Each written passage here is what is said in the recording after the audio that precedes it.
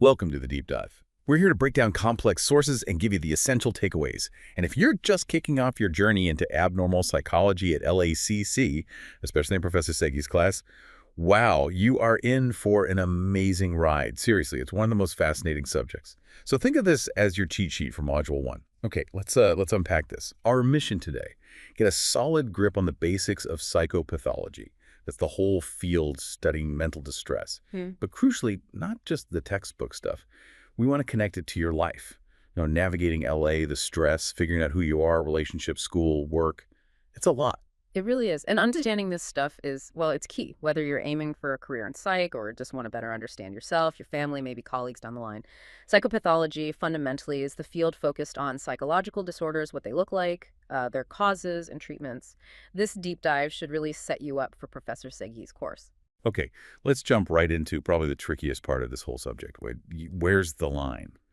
What separates the everyday stress of being an LACC student? I mean, classes, the commute, maybe a job, family stuff, from an actual clinical disorder. Where does that LA grind end? And, well, psychopathology begin? That's the million-dollar question, isn't it? And honestly, the line is, it's blurry. The American Psychiatric Association, the APA, they have a pretty strict definition. They talk about significant disturbances in thoughts, feelings, or behaviors. And these disturbances have to reflect some kind of underlying dysfunction, biological, psychological, or developmental.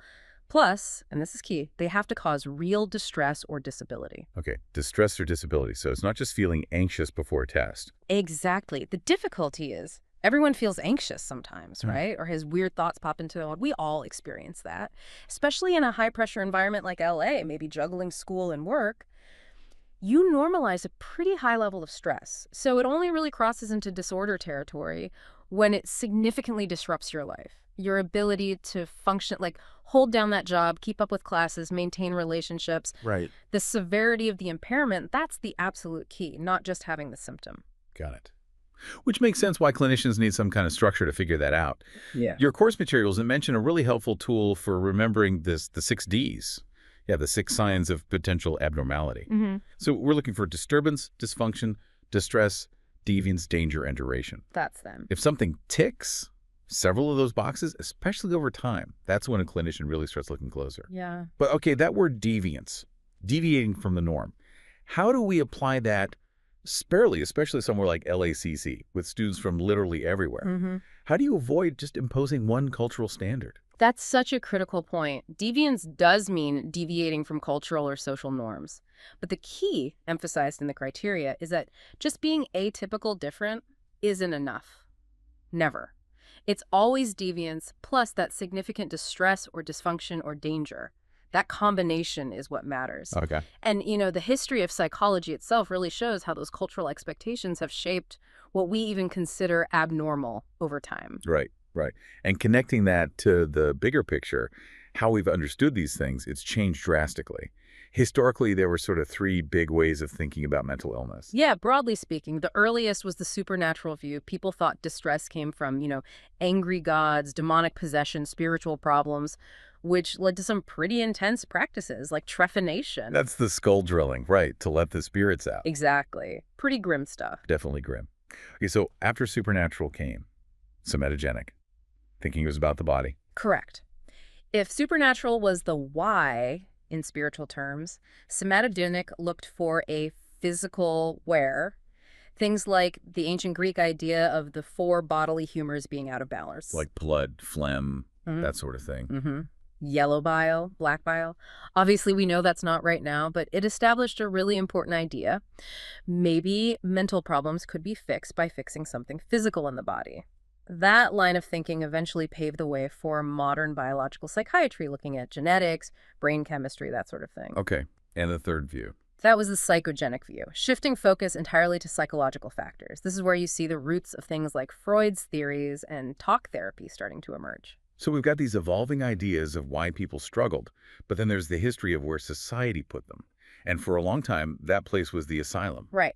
Institutions initially set up, perhaps with good intentions, to care for the mentally ill. But they often became, well, pretty horrific places, didn't they? Yeah, they really did. Overcrowding, inhumane conditions, restraint, neglect. The the reality was often brutal confinement, not care. Which led to the push for deinstitutionalization. Well, closing down those huge state hospitals. Exactly. The idea was wonderful, really, to move people out of these isolated institutions and back into their communities where they could get local treatment and support. Well, it didn't quite work out perfectly, did it? No. The intention was good, but the execution was often flawed. The big problem was the lack of adequate resources in the community. You needed robust community mental health centers, housing support, job programs, and often that just wasn't there, especially not funded properly. You can see the fallout from that today, right here in LA. Absolutely. Increased homelessness is one direct consequence you see walking around the city. People who needed ongoing support didn't get it. And even now, there are huge barriers. Not enough funding, services stretched thin, especially maybe in more underserved areas. Getting consistent, good quality local mental health care can still be incredibly tough. It's a huge challenge. Okay, so that brings us to today. How do clinicians actually diagnose these conditions now? What's the toolkit? The main tool, especially if you pursue a career in this field in the U.S., is the Diagnostic and Statistical Manual of Mental Disorders. We're currently on the DSM-5-TR.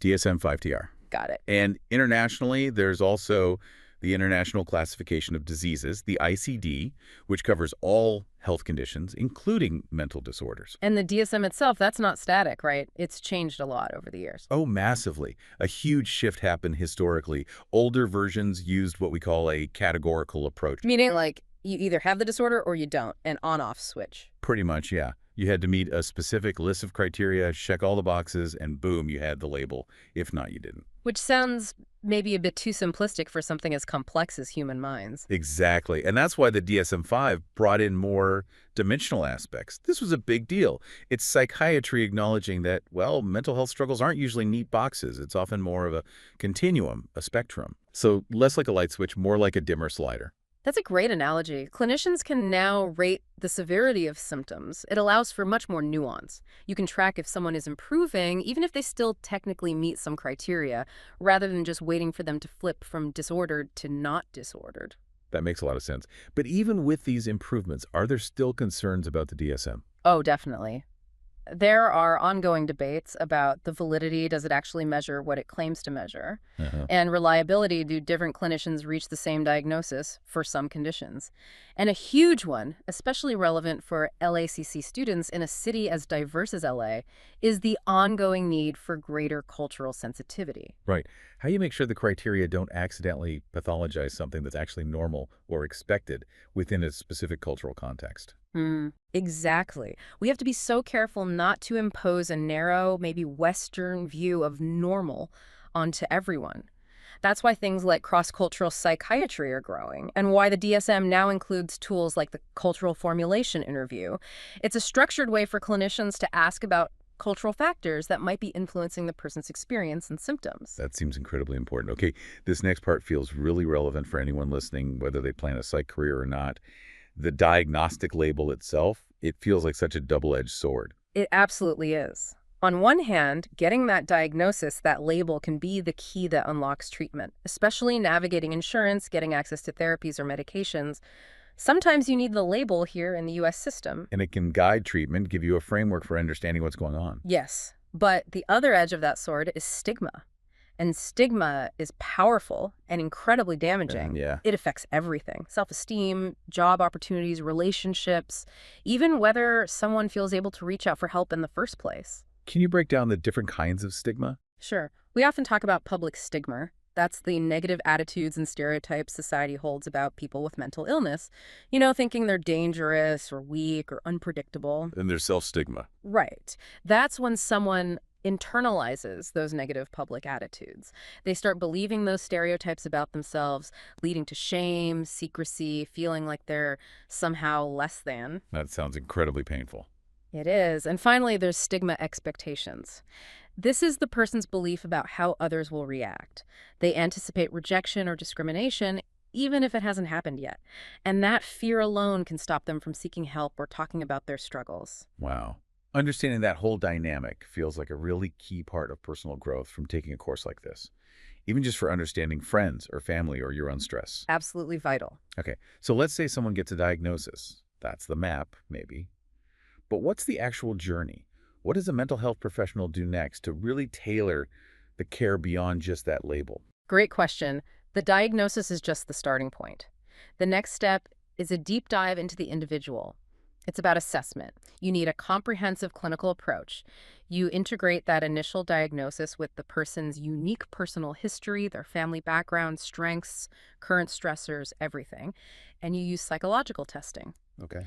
All of that information feeds into what's arguably the most crucial step, developing the clinical formulation, sometimes called a case formulation. Correlation, what exactly is that? It's basically the clinician's working hypothesis about why this specific person is experiencing these specific problems in this specific way. It connects their history, their symptoms, how things developed.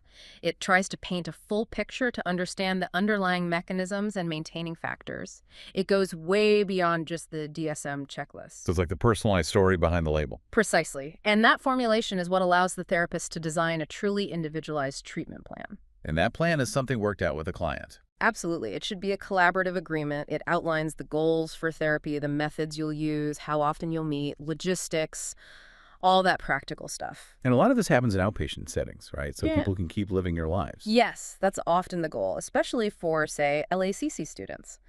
Outpatient clinics allow people to get help while still going to school, working, managing family responsibilities. Maintaining that daily life structure is really important. Now, if someone listening is thinking, hey, this clinical work sounds interesting, maybe that's a career path, what kinds of tools are used in that assessment phase to build the formulation? Oh, there's a whole range. The foundation is always the clinical interview. That can be very open-ended, semi-structured, or highly structured, depending on the goal. Okay. Then we use quantitative questionnaires, standardized tests.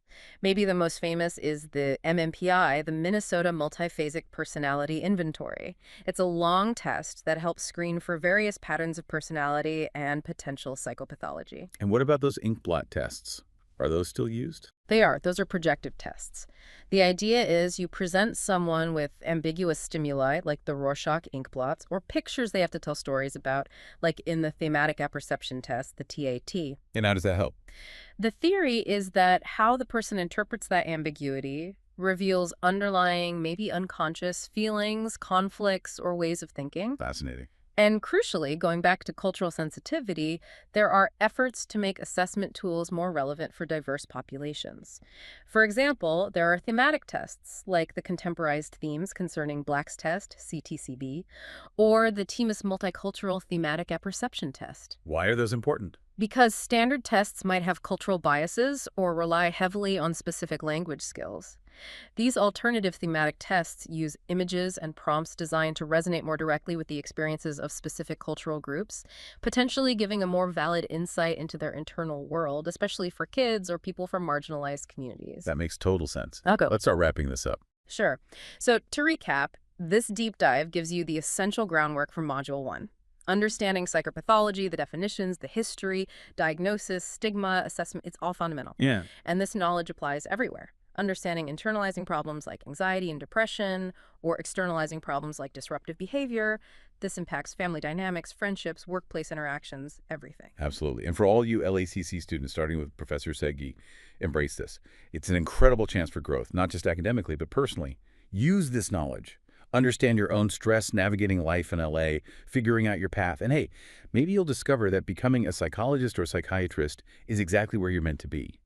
This field needs passionate, diverse voices. So what's the big takeaway here? Maybe it's that wrestling with how we define abnormal isn't just academic. It's the first step toward developing real empathy and understanding for the incredibly complex, sometimes messy human experience. And perhaps a final thought to chew on as you move forward in the course. We've talked about how diagnosing isn't perfectly precise and how criteria have to evolve with cultural understanding. So consider this. In our hyper-connected world, with social media shaping trends and identities so quickly, how much do those online cultural shifts influence what society starts to see as atypical behavior? And how nimble does something like the DSM need to be to keep up with these rapidly changing ideas about mental health, identity, and what's considered normal without over-pathologizing? Something to think about.